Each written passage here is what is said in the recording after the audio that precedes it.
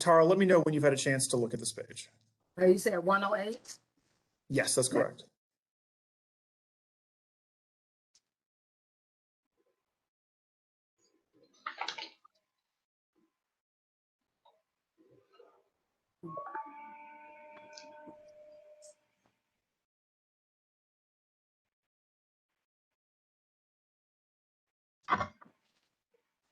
It's the second last page of Exhibit R2. I got it. Got it? Yeah. Okay. All right. And so you've seen this document before, correct? Yes, I brought it in. Okay, and you gave it, and just to clarify, you gave this to Chris Heilgeist when you brought it in. Yes, I did. Okay. And this document mentions in the restrictions area, it talks about minimal extended reaching greater than 15 inches or light effort push. Had you ever discussed distance restrictions about where you could reach in terms of numbers of inches or centimeters, some other unit, with anyone at Parkside before this no? No. Okay, so this was the first time you discussed distance restrictions in terms of reaching with Parkside. Okay. And so then I believe you testified at some point that Chris Heilgeist and Bob Griesenhaber came with you to the bus and did some measurements. Yes. And took pictures. And took some pictures. Yes, they did. And so the measurements went from... I'm sorry, who came and took measurements? Bob? And who else? And Chris Heilgeist. They took pictures of you in the bus, in the shuttle bus? Yes, sitting and with my hands on the wheel and pushing the button, I believe that was. And this was shortly after you handed in this doctor's statement from March 27th. That's on page 108. Yes. And just to clarify, were you asked to drive the golf cart after you gave Chris the doctor's note of March 27th, 2018? No, I was no longer, I don't think I was doing that at that time. Okay. No. All right, so that ended when I went back full duty. okay.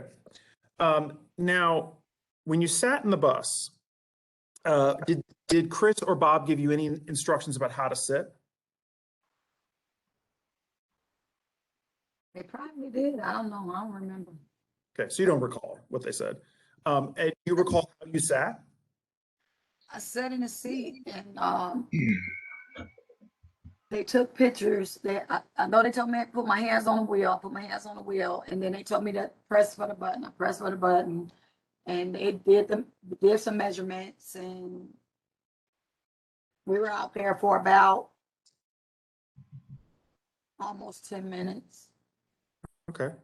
And the measurements they took, did they take a measurement from your right, I'm probably getting it wrong here, but from your right shoulder to the steering wheel? I don't remember. They took pictures. I mean, they should have pictures. I don't know.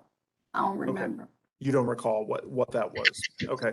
Do you recall them taking a measurement from your shoulder to the button that you normally press? I think so. Yes. Okay. And did they give you any information about those measurements when they were taking them? No. Okay. They were talking amongst themselves. Okay.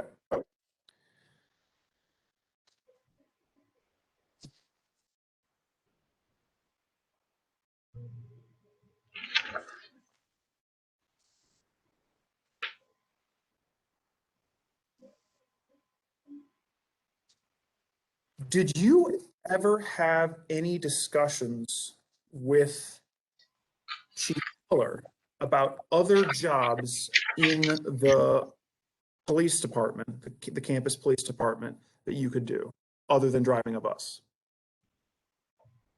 No, we didn't discuss any other jobs, but he just had an idea since, I was, locking down the university.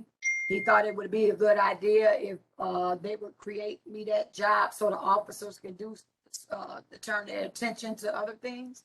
So he said that he was gonna talk to his boss and see what, they said about it. So, And I'm So sorry, when you who was say- this discussion was with Jim Heller? yes, ma'am, The police, he was the campus police chief? yes. And you said he was going to talk to his boss? Who would that be if you know? He said, I don't know, probably, Miss Glass. I don't know. I forgot, like I said, when I left there, I used to know everybody and they, I mean, I don't know anymore, but he said he was gonna look into it. He was gonna look into it and, see if, it could be done. So he didn't promise you another job. No, And when you say create you another job, would it be proper to say transfer you to another position that did work like checking locks and things like that? Or are you no, referring to the light duty? no one spoke to me about transferring it to anything. So what was the time, when you had this conversation with Chief Heller, were you talking about the light duty assignments that we just went through in 2016 and 2017 and 2018? Or were you talking about something after that time? No, he was specifically speaking about, doing the position I was working in with the, security, securing the building at night and the crosswalk. No Was other. he talking, okay, was he talking about taking those light duty assignments and making them permanent? Is that what you're talking about? He thought he didn't say that he would. He said he would check into it because it would be a good idea.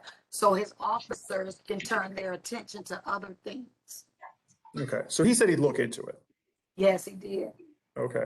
Did you discuss working as a dispatcher with him at all? Did not. Did you apply for any of the dispatcher positions? No, I did not.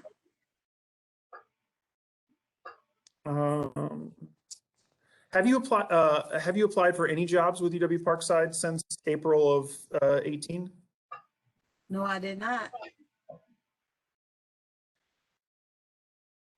Did you ever have any discussions with Ms. Glass about other jobs you could do at UW Parkside?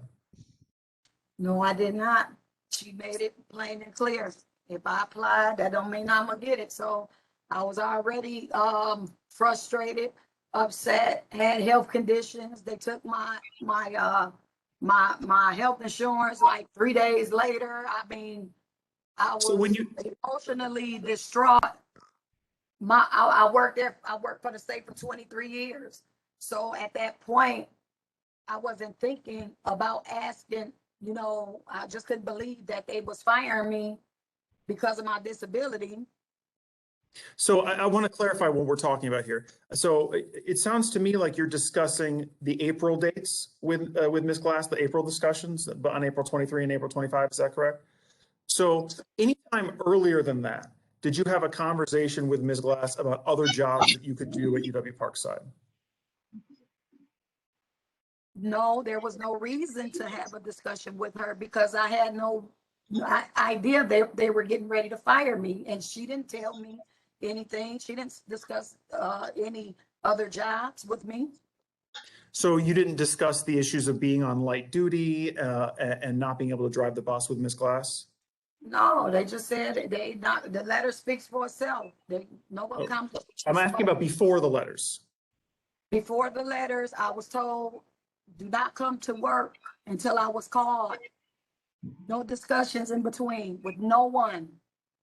No one. I was out of work for about 2 weeks. Did you have any discussions with Ms. Glass about, any discussions at all with Ms. Glass in the calendar year 2017? Only time I discussed or spoke with Ms. Glass is in November when she stated they was not going to create me a position.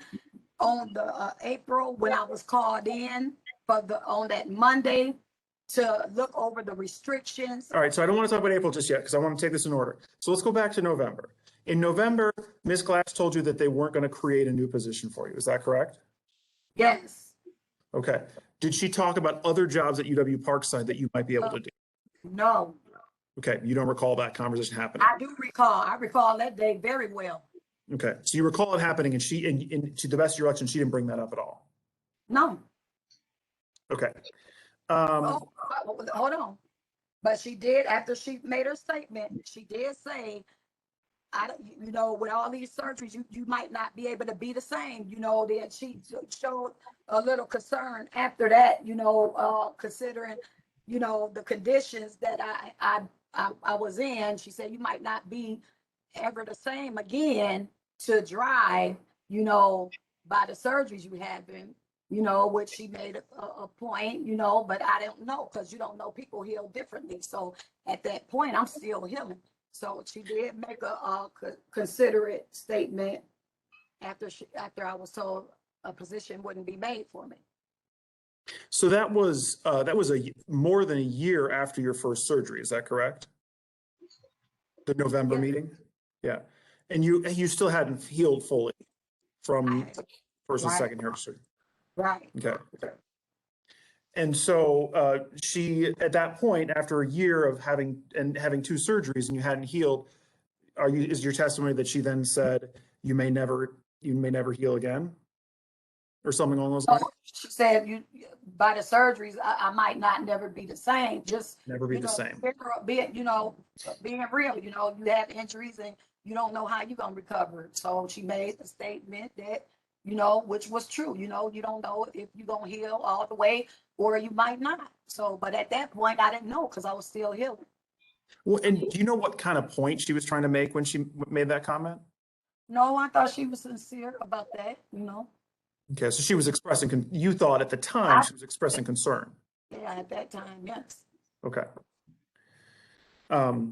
But you clearly recall the conversation, and to your recollection, she didn't bring up trying to move to another position at UW Parkside. Okay. All right. So did you have any further conversations with Ms. Glass or with Ms. Heilgeist? Actually, let's just stick with one at a time. Do you have any further conversations with Ms. Glass between that November conversation in 2017 you just described and the April conversations in April 23 and 25? No. No.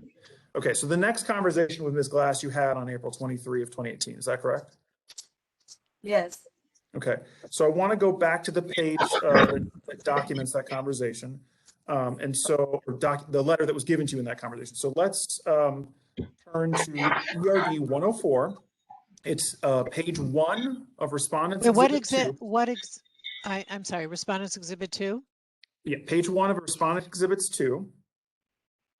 And it's marked Which on is, ERD 104. okay. Okay, and I'm just going to wait while everyone finds that document to have in front of them.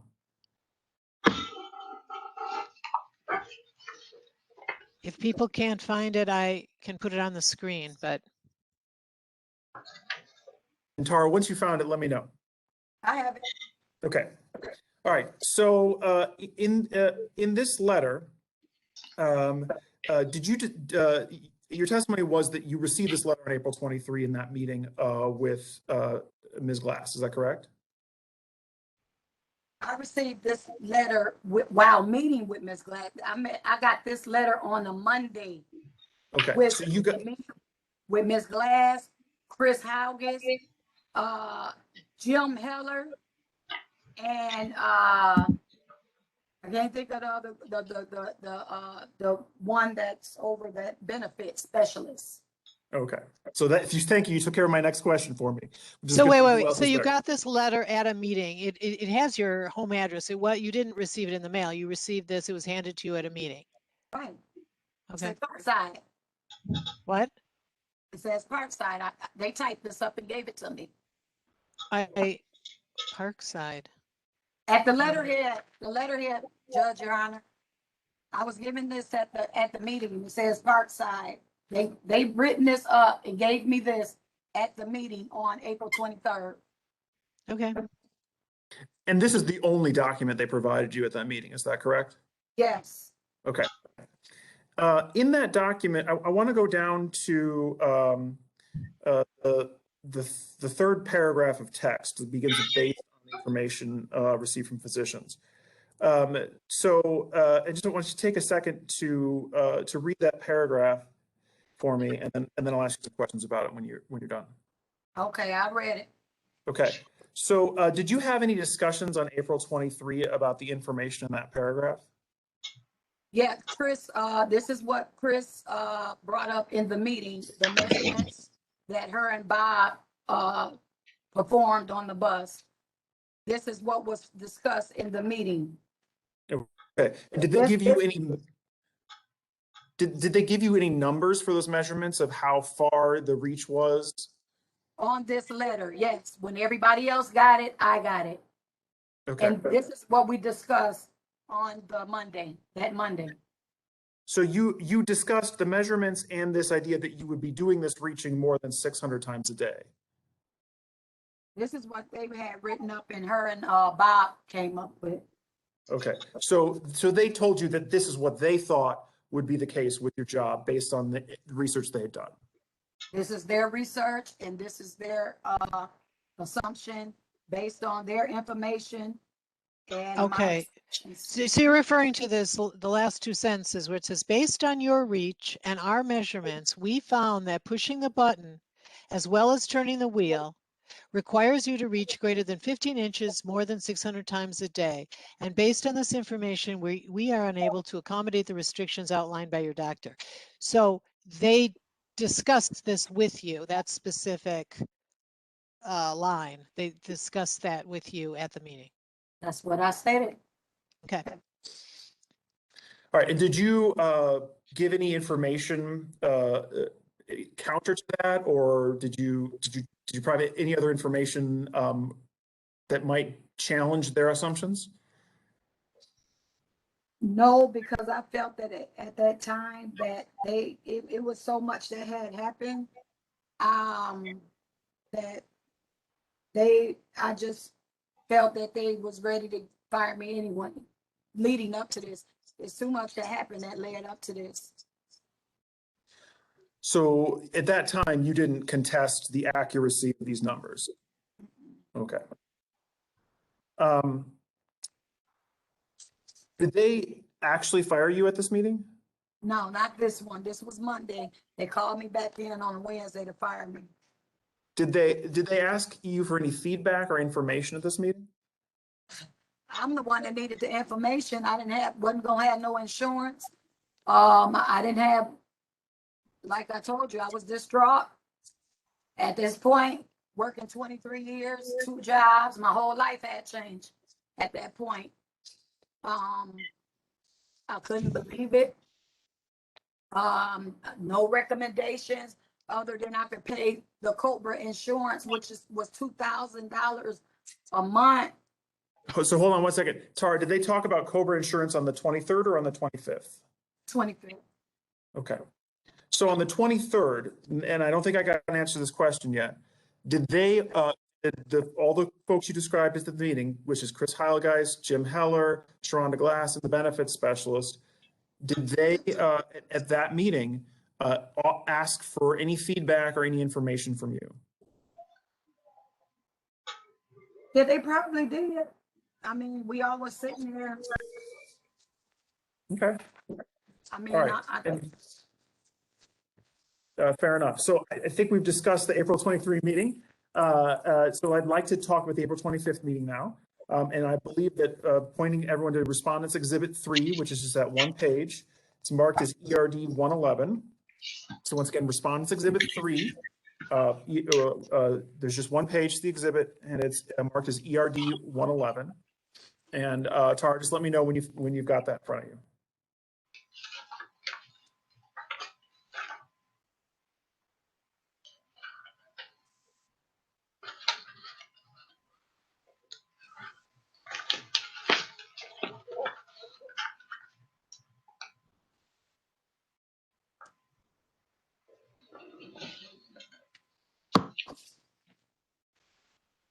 Okay, I got it. Okay. And so, was this letter given to you at a meeting on April 25th? Yes, Okay. And do you recall who was in the meeting on the 25th? yes, the same ones that was in a meeting on the 23rd. Okay. So that Um, was, so those so who was there? It was Ms. Glass, Chris, Jim, Keller, and Amy Costner. and Amy Chostner. Costner, How do you spell that? CHOSTNER. Okay.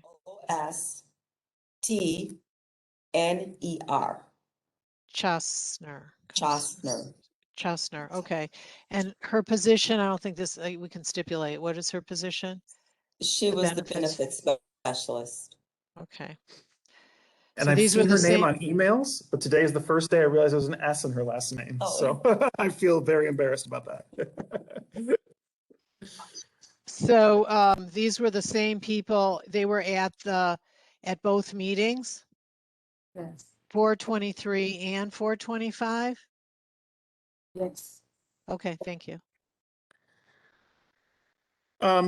So do you recall what was discussed at the April 25th meeting?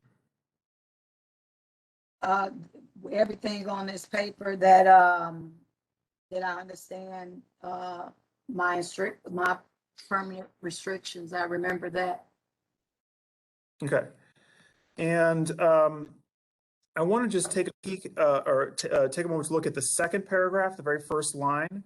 And this letter appears to be written by Sharonda Glass. And in that second line, she says, I met with both Vice Chancellor Mel Klinkner and Chancellor Ford. Do you recognize the name Mel Klinkner at all, Vice Chancellor Mel Klinkner? Yeah, Do you know where the police chief, if the police chief reports to him? yes, he did. Okay, so Vice Chancellor Klinkner was the police chief's supervisor. As far as I know. Okay, as far as you know, that's all I need. Excellent. Okay, we talked about that discussion. Oh, you know what? I just realized I forgot something else that I want to go back to, and then I think I've covered. I'm gonna double check. But I All think I've right, only it's checked. 3 minutes to 2.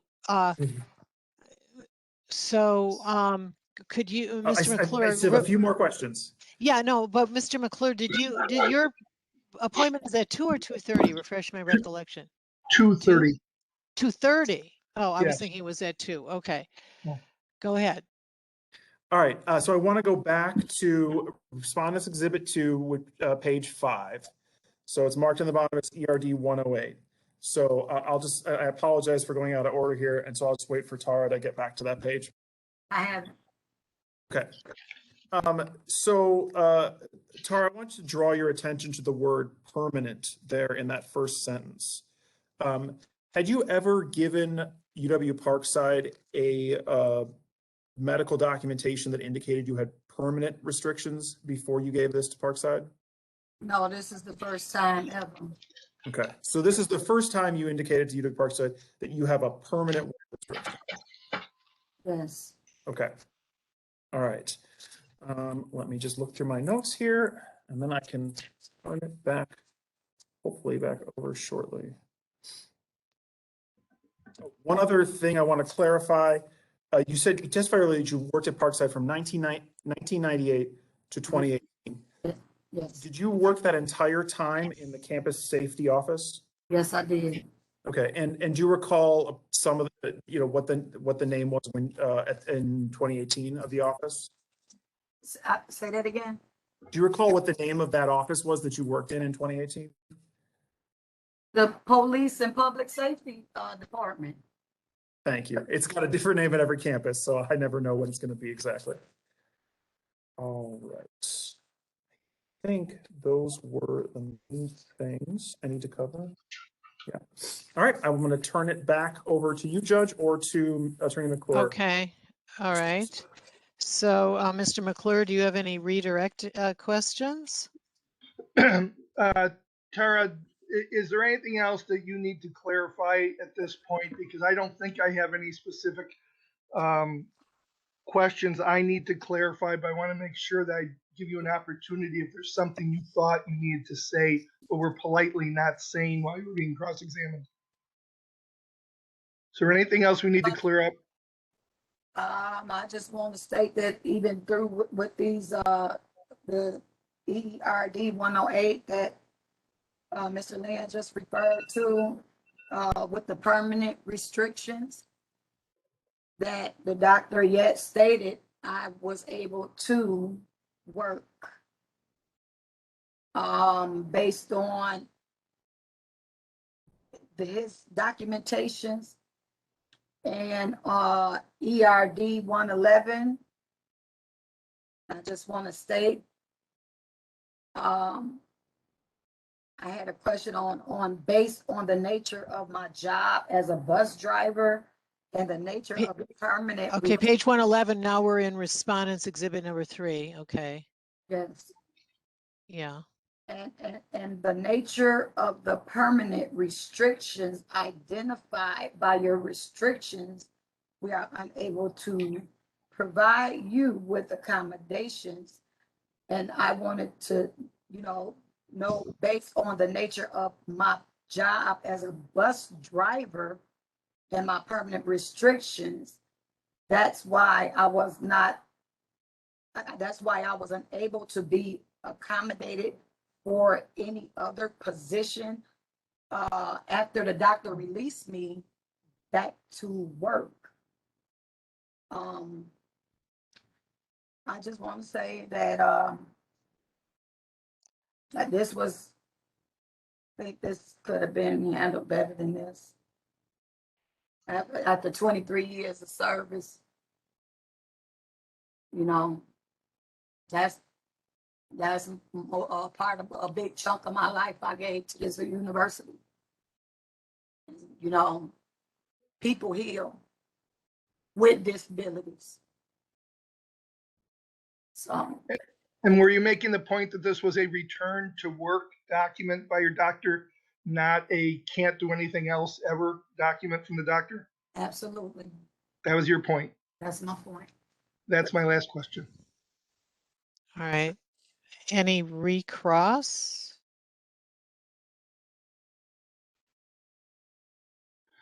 I don't think there's a need for recross at this point. All right, let me go off the record for a minute. I'm going to turn off the recorder. I'm going to pause the recorder.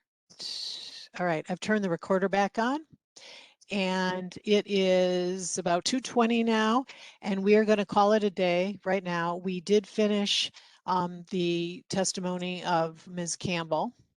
And our next step in this case would be to do the testimony of, to take the testimony of Sharonda Glass, but that doesn't make sense at this point. We're going to continue on a second day. I think I talked about that already on the record earlier, that Attorney McClure has two legal proceedings this afternoon, and we originally were going to reconvene at 4:20 after his second proceeding ended, but there's no need to do that now because we did finish the testimony of Ms. Campbell, and there then wouldn't be enough time to do the testimony of Ms. Glass.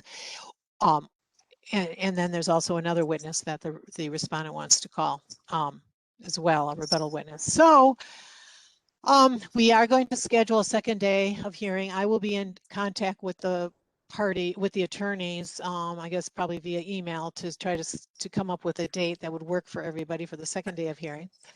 Also, when we were off the record, we had a discussion about settlement. I encouraged the parties to discuss settlement amongst themselves, and I provided some thoughts about, the direction those discussions could take. So I really do encourage the parties to consider various options for settling this case. And of course, if the parties do resolve this case or are very close to resolving the case, to let me know as soon as possible. But in any event, if the case doesn't settle, I will, as I said, schedule a second day of hearing, and at that second day, we will complete the testimony in this matter. So I think that's it for now. And the parties have indicated to me that there's nothing else that they need to state on the record at this time.